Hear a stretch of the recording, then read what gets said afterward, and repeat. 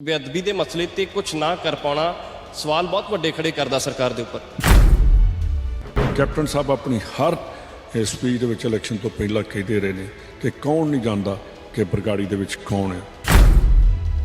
ਆਪ ਗੁਨਾਹਗਾਰ ਨੇ ਸੁਖਜਿੰਦਰ ਸਿੰਘ ਰੰਧਾਵਾ ਡਬਲ ਗੁਨਾਹਗਾਰ ਹੈ। ਤੇ ਜਦੋਂ ਗੁਰੂ ਪਾਠ ਕਰਨ ਲੱਗੀਦਾ ਜਾਂ ਕੋਈ ਵਾਹਿਗੁਰੂ ਕਹੀਦਾ ਤੇ ਫਿਰ ਉਹ ਸੀਨ ਤੇ ਚਿੱਤੇ ਆਉਂਦਾ। ਦਮਦਮਾ ਸਾਹਿਬ ਦੇ ਸਾਹਮਣੇ ਗੁਟਕੇ ਦੀ ਕਸਮ ਖਾਣੇ ਤੇ ਰਾਤ ਨੀਂਦ ਤੇ ਨਹੀਂ ਆਉਂਦੀ ਕਿਸੇ ਦੀ। ਪਰ ਇਹੀ ਕਹਿ ਰਿਹਾ ਕਿ ਜੇ ਉਹ ਪੂਰੇ ਹੁੰਦੇ ਤੇ ਤੁਸੀਂ ਮੈਨੂੰ ਅੱਜ ਸਵਾਲ ਕਿਉਂ ਕਰਦੇ? ਧਿਆਨ ਸਿੰਘ ਮੰਡ ਹੋਣੀ ਕਿਉਂ ਚਿੱਠੀ ਲਿਖਦੇ? ਇੱਥੇ ਲੋਕਾਂ ਦੇ ਇੱਕ ਬੰਦੇ ਦਾ ਨਹੀਂ, ਸਾਰੇ ਪੰਜਾਬ ਸਾਨੂੰ ਪੁੱਛਦਾ। ਮੈਨੂੰ ਪੁੱਛਦਾ ਕਿ ਤੂੰ ਯਾਰ ਗਿਆ ਸੀ, ਤੂੰ ਕਹਿੰਦਾ ਉੱਥੇ ਗੁਰੂ ਦੀ ਹਜ਼ੂਰੀ ਝੂਠ ਬੋਲ ਕੇ ਆ ਗਿਆ। ਤੇ ਮੈਂ ਕਿਹਾ ਯਾਰ ਜਿੱਦਾਂ ਦੀ ਮੈਨੂੰ ਚਿੱਠੀ ਦਿੱਤੀ ਮੈਂ ਤੇ ਸਰਕਾਰ ਦਾ ਹੁਕਮ ਵਜਾਉਣਾ ਸੀ। ਕੈਪਟਨ ਅਮਰਿੰਦਰ ਸਿੰਘ ਹੁਣਾਂ ਨੂੰ ਵੀ ਆਹ ਦੇਖੋ ਸਾਨੂੰ ਕੀ ਕਹਿਣ ਸਹਿਣਾ ਪੈ ਰਿਹਾ। ਉਹਨਾਂ ਨੂੰ ਕਈ ਵਾਰ ਕਿਹਾ ਉਹ ਐਕਸੈਪਟ ਵੀ ਕਰਦੇ ਨੇ, ਪਰ ਪਤਾ ਨਹੀਂ ਕਿੱਥੇ ਕੈਪਟਨ ਸਾਹਿਬ ਬਹੁਤ ਤਗੜੇ ਸੀ ਤੇ ਪਤਾ ਨਹੀਂ ਕੀ ਗੱਲ ਆ। ਡਰਦੇ ਨੇ? ਨਹੀਂ ਡਰਦੇ ਨਹੀਂ ਗੇ, ਪਰ ਪਤਾ ਨਹੀਂ ਕੀ ਗੱਲ ਆ। ਸਵਾਲ ਸਮੇਂ-ਸਮੇਂ ਤੇ ਚੁੱਕਦੇ ਰਹੇ ਹੋ ਤੁਸੀਂ ਲਗਾਤਾਰ, ਪਰ ਹੋਇਆ ਕਿਉਂ ਨਹੀਂ ਕੁਛ? ਮੈਂ ਚੁੱਕਦਾ ਹੀ ਰਿਹਾ, ਮੇਰੇ ਡਿਪਾਰਟਮੈਂਟ ਦਾ ਹੁੰਦਾ ਤੇ ਮੈਂ ਆਪੇ ਕਰ ਲੈਂਦਾ। ਸੁਮੇਧ ਸੈਣੀ ਨੂੰ ਲੈ ਕੇ ਲਗਾਤਾਰ ਰੇਡ ਹੋ ਰਹੀ ਹੈ, FIR ਹੋ ਰਹੀ ਹੈ, ਪਰ ਗ੍ਰਿਫਤਾਰੀ ਨੂੰ ਲੈ ਕੇ ਕਿਸ ਤਰ੍ਹਾਂ ਦੇਖਦੇ ਹੋ? ਜਿਹੜਾ ਵਿਦਆਊਟ ਸਿਕਿਉਰਿਟੀ ਮੂਵ ਨਹੀਂ ਕਰ ਸਕਦਾ। ਤੇ ਯਾਰ ਇਹ ਸੂਈ ਆ ਕਿ ਪੁਲਿਸ ਫੜਨ ਜਾਏ ਤੇ ਉਹ ਲੱਭੇ ਹੀ ਨਾ, ਤੇ ਲੋਕ ਸਾਨੂੰ ਮਜ਼ਾਕ ਕਰਨ ਤੇ ਅਸੀਂ ਮੋਬਾਈਲ ਬੰਦ ਕਰਕੇ ਬੈਠੇ ਹੋਈਏ ਕਿ ਇਹ ਕੀ ਡਰਾਮਾ ਚੱਲ ਰਿਹਾ ਜੀ। ਕਿ SS ਵਿਰਕ ਉਹ ਤੇ ਸਰਵਿੰਗ DGP ਸੀ ਤੇ ਜਾ ਕੇ 3 ਸਟੇਟਾਂ ਟੱਪ ਕੇ ਚੰਡੀਗੜ੍ਹ, ਹਰਿਆਣਾ ਵਿੱਚ ਆ ਗਿਆ, ਦਿੱਲੀ, 3 ਸਟੇਟਾਂ ਟੱਪ ਕੇ ਉਹਨੂੰ ਅਰੈਸਟ ਕੀਤਾ ਜਾ ਸਕਦਾ। ਯਾਰ ਚੰਡੀਗੜ੍ਹ ਵਾਲੇ ਨੂੰ ਅਸੀਂ ਜਿਹੜੀ ਕਿ ਖੁੱਲ੍ਹੀਆਂ ਛੁੱਟੀਆਂ ਦਿੱਤੀਆਂ।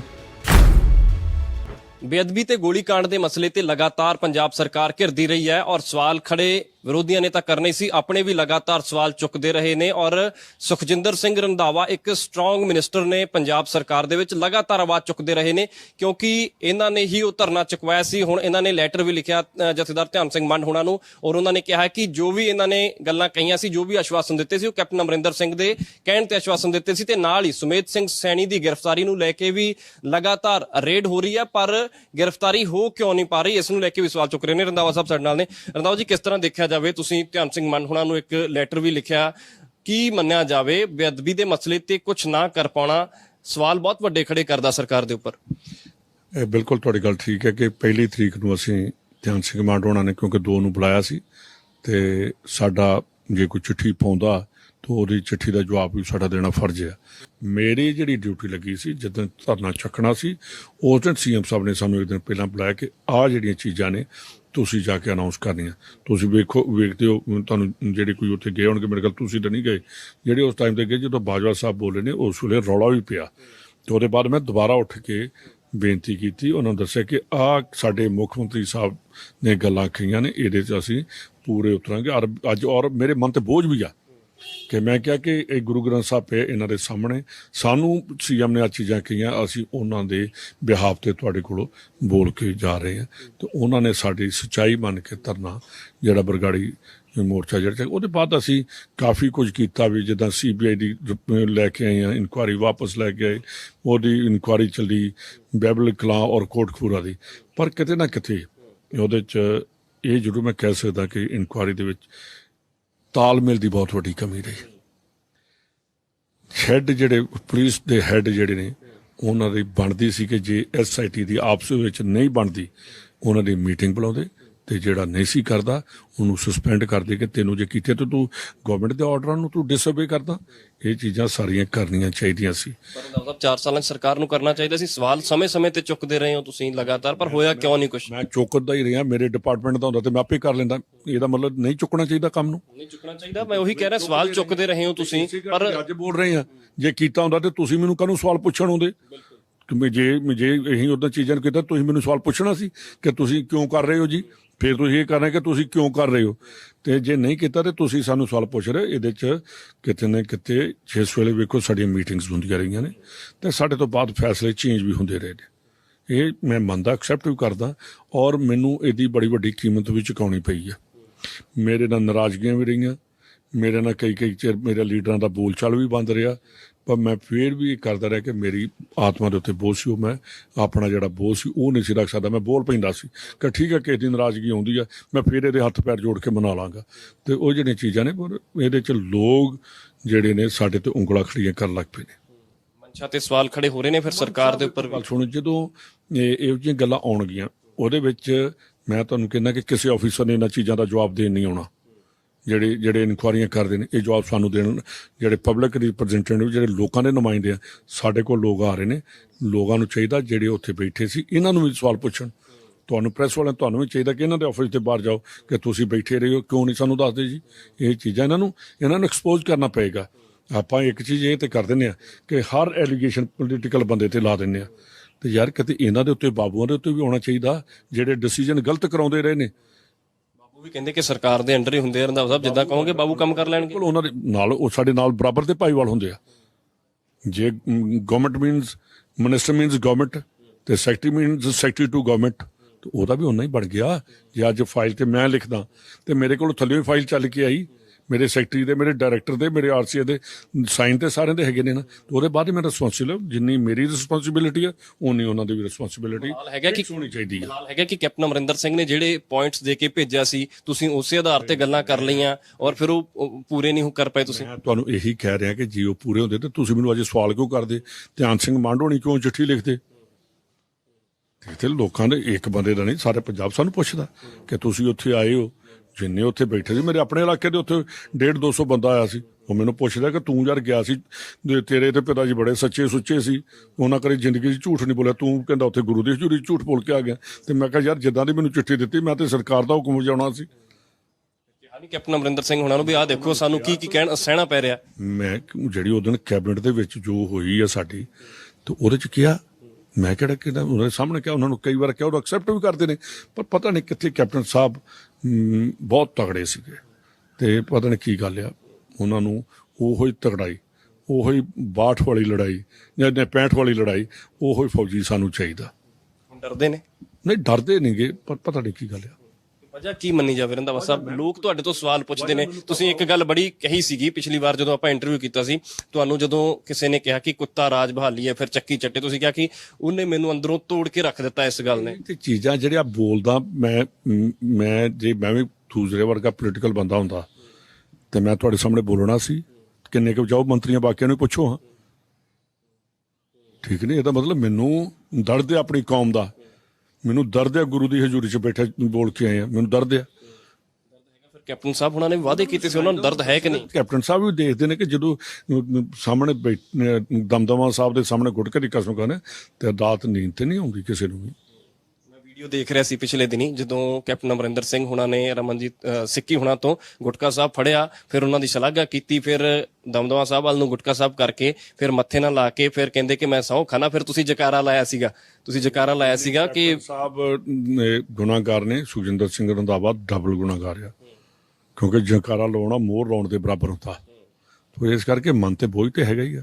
ਜਦੋਂ ਸਵੇਰੇ ਉੱਠੀਦਾ ਤੇ ਜਦੋਂ ਗੁਰੂ ਪਾਠ ਕਰਨ ਲੱਗੀਦਾ ਜਾਂ ਕੋਈ ਵਾਹਿਗੁਰੂ ਕਹੀਦਾ ਤੇ ਕੁਰਾਨ ਸੀਨ ਤੇ ਚਿੱਤੇ ਆਉਂਦਾ। ਲੱਥੂਗਾ ਕਿੱਦਾਂ ਫਿਰ? ਇਹ ਤੇ ਹੁਣ ਵੇਖੋ, ਗੁਰੂ ਮਹਾਰਾਜ ਤਾਕਤ ਬਖਸ਼ੇ, ਲਾਵਾਂਗੇ। ਤਾਂ ਫਿਰ ਸੁਮੇਧ ਸੈਣੀ ਦਾ ਜ਼ਿਕਰ ਆਉਂਦਾ, ਜਦੋਂ ਇਹ ਚਲੋ ਸਾਰੀਆਂ ਗੱਲਾਂ ਹੋ ਗਈਆਂ, ਸੁਮੇਧ ਸੈਣੀ ਦਾ ਜ਼ਿਕਰ ਆਉਂਦਾ ਤਾਂ ਸੁਮੇਧ ਸੈਣੀ ਨੂੰ ਲੈ ਕੇ ਲਗਾਤਾਰ ਰੇਡ ਹੋ ਰਹੀ ਹੈ, FIR ਹੋ ਰਹੀ ਹੈ, ਪਰ ਗ੍ਰਿਫਤਾਰੀ ਨੂੰ ਲੈ ਕੇ ਕਿਸ ਤਰ੍ਹਾਂ ਦੇਖਦੇ ਹੋ? ਮੈਂ ਇਹਦੇ 'ਚ ਬੜਾ ਅਸੈਂਬਲੀ 'ਚ ਸਰਦਾਰ ਤ੍ਰਿਪਤ ਰਜਿੰਦਰ ਸਿੰਘ ਬਾਜਵਾ ਨੇ ਬੜਾ ਕਲੀਅਰ ਕੱਟ ਕੈਟੇਗੋਰੀਕਲੀ ਸਮੇਧ ਸੈਣੀ ਦਾ ਕਿਹਾ ਸੀ ਇਹ ਕਾਤਲ ਹੈ।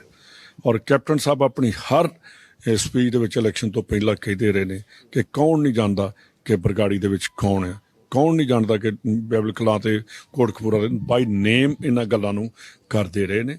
ਤੇ ਉਹੋ ਚੀਜ਼ਾਂ ਅਸੀਂ ਅਸੈਂਬਲੀ ਦੇ ਵਿੱਚ ਜਦੋਂ ਸਾਡਾ ਸੈਸ਼ਨ ਸੀ, ਅਸੀਂ ਬੜੇ ਤਕੜੇ ਤਰੀਕੇ ਨਾਲ ਐਕਸਪੋਜ਼ ਕੀਤਾ ਔਰ ਅਕਾਲੀ ਦਲ ਸਾਹਮਣੇ ਬੋਲ ਨਹੀਂ ਸਕਿਆ, ਉੱਠ ਕੇ ਬਾਹਰ ਚਲੇ ਗਏ ਕਿ ਇੰਨਾ ਕੁ ਉਹਨਾਂ ਨੂੰ ਅਸੀਂ ਲਤਾੜ ਦਿੱਤਾ ਸੀ।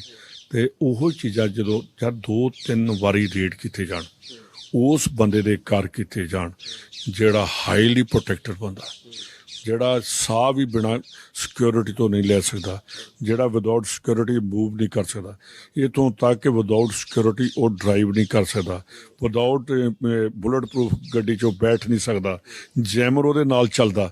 ਤੇ ਯਾਰ ਇਹ ਸੂਈ ਆ ਕਿ ਪੁਲਿਸ ਫੜਨ ਜਾਏ ਤੇ ਉਹ ਲੱਭੇ ਹੀ ਨਾ, ਤੇ ਲੋਕ ਸਾਨੂੰ ਮਜ਼ਾਕ ਕਰਨ ਤੇ ਅਸੀਂ ਮੋਬਾਈਲ ਬੰਦ ਕਰਕੇ ਬੈਠੇ ਹੋਈਏ ਕਿ ਇਹ ਕੀ ਡਰਾਮਾ ਚੱਲ ਰਿਹਾ ਜੀ। ਉਸ ਦਿਨ ਜਿਹੜਾ ਹੁਣ ਕੱਲ ਪਰਸੋਂ ਹੋਇਆ, ਉਹਦੇ ਵਿੱਚ ਵਿਜੀਲੈਂਸ ਵਾਲੇ ਜਾ ਰਹੇ ਨੇ ਤੇ ਕੌਣ ਜਾ ਰਹੇ ਨੇ? ਜਿਹੜੇ ਉਹਦੇ ਸਟਾਫ ਆਫੀਸਰ ਨੇ ਜਾਂ ਉਹਦੇ ਟਾਈਮ ਤੇ ਐਸਐਸਪੀ ਨੇ ਜਾਂ ਜਿਨ੍ਹਾਂ ਦੇ ਅਗੇਂਸਟ ਅਸੀਂ ਐਲੀਗੇਸ਼ਨ ਲਾਉਂਦੇ ਨੇ ਕੈਬਨਿਟ ਦੇ ਵਿੱਚ ਕਿ ਇਹਨਾਂ ਬੰਦਿਆਂ ਨੂੰ ਡਿਸਮਿਸ ਕਰਨਾ ਚਾਹੀਦਾ, ਤੇ ਉਹ ਬੰਦੇ ਜਾ ਕੇ ਉਹ ਬੰਦੇ ਅਰੈਸਟ ਕਰਨਗੇ। ਸਾਡੀ ਪੂਰੀ ਕੈਬਨਿਟ ਦੇ ਵਿੱਚ ਇੱਕ ਪੁਲਿਸ ਆਫੀਸਰ ਦਾ ਨਾਂ ਲਿਆ ਗਿਆ ਤੇ ਇਹ ਪੁਲਿਸ ਆਫੀਸਰ ਦਾ ਜਿਹੜੀ ਰੈਪੂਟੇਸ਼ਨ ਹੈ ਠੀਕ ਨਹੀਂ, ਔਰ ਪੂਰੀ ਕੈਬਨਿਟ ਨੇ ਕਿਹਾ ਕਿ ਇਹਦੇ ਤੇ 311 ਲੱਗਣੀ ਚਾਹੀਦੀ ਹੈ। ਚਲੋ ਸਮਝੋ ਨਹੀਂ ਲੱਗੀ, ਪਤਾ ਨਹੀਂ ਕਿਉਂ ਨਹੀਂ ਲੱਗੀ, ਔਰ ਬੜਾ ਉਸ ਵੇਲੇ ਨੂੰ ਇਮੀਡੀਏਟਲੀ ਉਸ ਪੋਸਟ ਤੋਂ ਐਸਐਸਪੀਸ਼ਿਪ ਤੋਂ ਟਰਾਂਸਫਰ ਕਰਨਾ ਪਿਆ। ਤੇ ਉਹ ਜਿਹੜੀਆਂ ਚੀਜ਼ਾਂ ਨੇ ਅੱਜ ਲੋਕ ਸਾਡੇ ਵੱਲ ਉਂਗਲ ਖੜੀ ਕਰਦੇ ਨੇ ਕਿ ਇਹ ਬੰਦੇ ਜਾ ਕੇ ਅਰੈਸਟ ਕਰਨਗੇ, ਇਹ ਕਿਵੇਂ ਕਰਨਗੇ।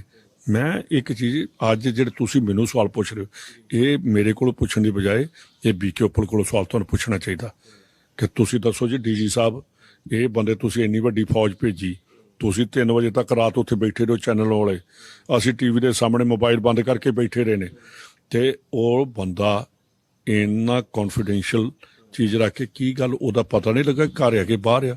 ਇਹ ਕਿਹਦੀ ਰਿਸਪੌਂਸਿਬਿਲਿਟੀ ਆ?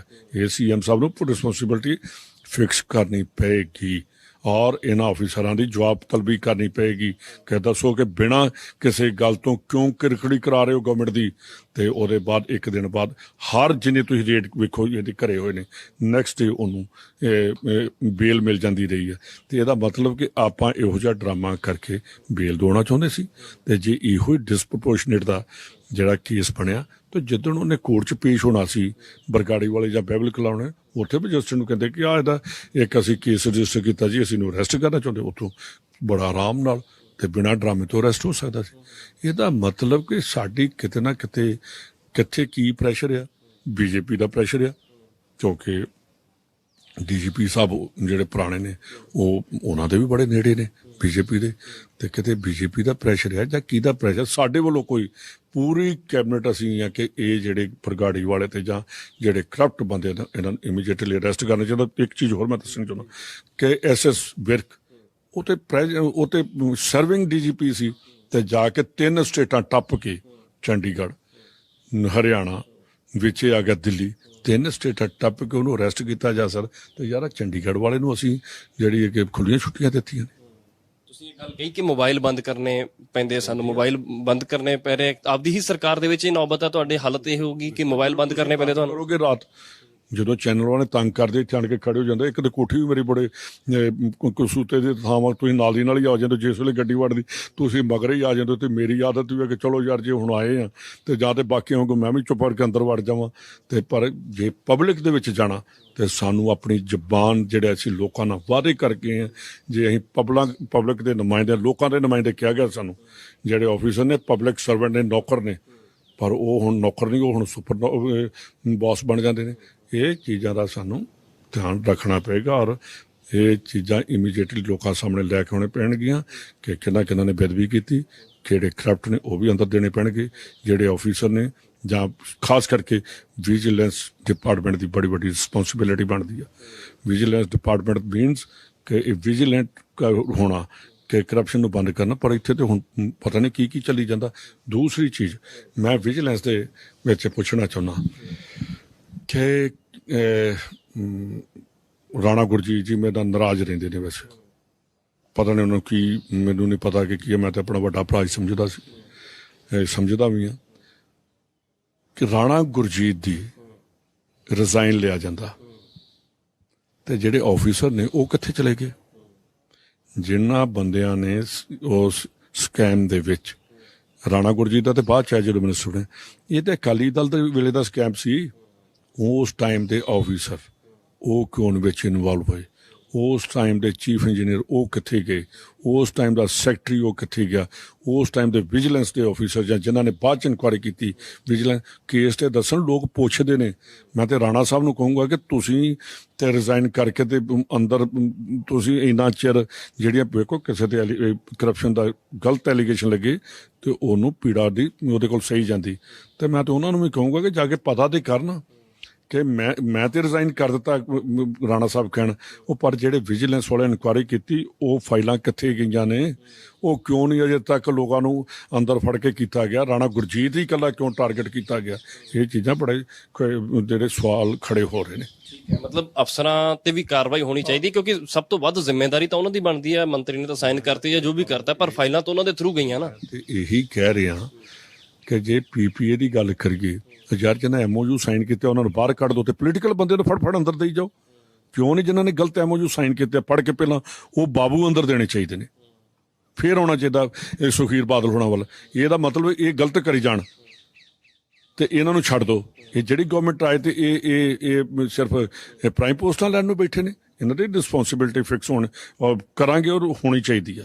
ਸਾਹਿਬ ਸੁਮੇਧ ਸੈਣੀ ਵਾਲੀ ਗੱਲ ਤੇ ਆਉਣਾ ਮੈਂ, ਸੁਮੇਧ ਸੈਣੀ ਦੇ ਘਰ ਦੇ ਬਾਹਰ ਪੁਲਿਸ ਖੜੀ ਰਹਿੰਦੀ ਆ, ਰੇਡ ਕਰਨ ਵਾਸਤੇ ਗਿਆ ਨੂੰ 1 ਘੰਟਾ ਬਾਹਰ ਖੜਨਾ ਪੈਂਦਾ, 2 ਘੰਟੇ ਦੇ ਕਰੀਬ ਖੜਨਾ ਪਿਆ। ਔਰ ਪੀ ਚਿਦੰਬਰਮ ਦੇ ਘਰ ਜਦੋਂ ਸੀਬੀਆਈ ਗਈ ਹੈ ਤੇ ਕੰਧਾ ਟੱਪ ਕੇ ਅੰਦਰ ਚਲੀ ਗਈ ਸੀ, ਇਹੋ ਜਿਹਾ ਕੀ ਹੈ ਫਿਰ ਖਾਸ ਸੁਮੇਧ ਸੈਣੀ ਹੋਣਾ ਦੇ ਵਿੱਚ? ਮੈਂ ਤੇ ਨਹੀਂ ਦੱਸ ਸਕਦਾ, ਤੇ ਤੁਸੀਂ ਉੱਪਲ ਸਾਹਿਬ ਕੋਲ ਪੁੱਛੋ, ਕਿਉਂਕਿ ਇਹਦੇ ਅੰਡਰ ਨੇ, ਤੇ ਇਹ ਤੇ ਉੱਪਲ ਸਾਹਿਬ ਹੀ ਦੱਸ ਸਕਦੇ। ਜੇ ਮੇਰੇ ਕੋਲ ਹੁੰਦਾ, ਮੈਂ ਹੁੰਦਾ ਪੁਲਿਸ ਆਫੀਸਰ ਉੱਥੇ, ਤੇ ਮੈਂ ਤੇ ਕੰਧ ਟੱਪ ਕੇ ਜ਼ਰੂਰ ਅੰਦਰ ਜਾਂਦਾ।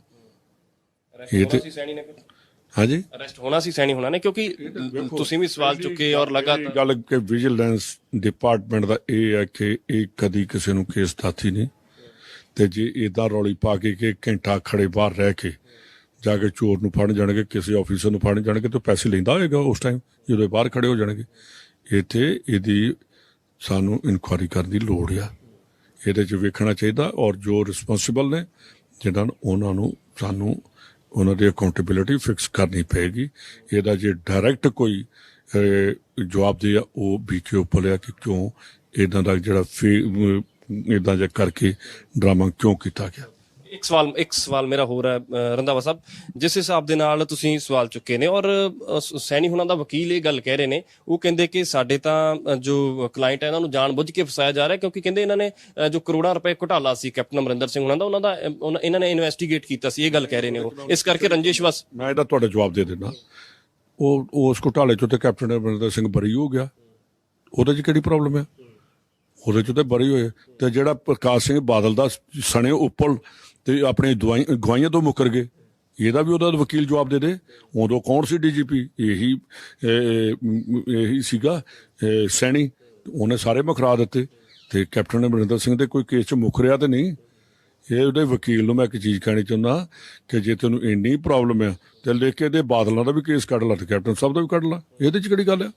ਹੁਣ ਕਾਰਵਾਈ ਹੁੰਦੀ ਨਜ਼ਰ ਆਊਗੀ, ਲੱਗਦਾ ਥੋੜਾ ਸਮਾਂ 6 ਮਹੀਨੇ ਰਹਿ ਗਏ ਸਰਕਾਰ ਦੇ ਵਿੱਚ, ਕੀ ਕਰੋਗੇ ਰੰਧਾਵਾ ਸਾਹਿਬ? 6 ਮਹੀਨੇ ਨਹੀਂ, 6 ਦਿਨਾਂ ਦੇ ਵਿੱਚ ਕੰਮ ਸੂਤ ਹੋ ਜਾਂਦਾ ਜੇ ਵਿਲ ਹੋਵੇ।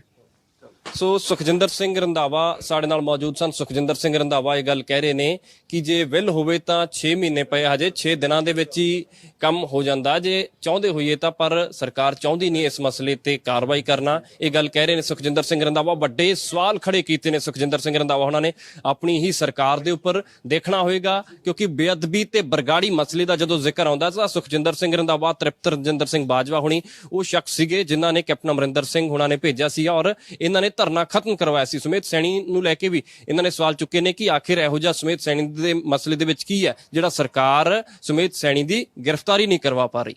ਕੈਮਰਾਮੈਨ ਸ਼ਮਸ਼ੇਰ ਦੇ ਨਾਲ ਵਿਕਰਮ ਸਿੰਘ ਪ੍ਰੋ ਪੰਜਾਬ ਟੀਵੀ, ਚੰਡੀਗੜ੍ਹ।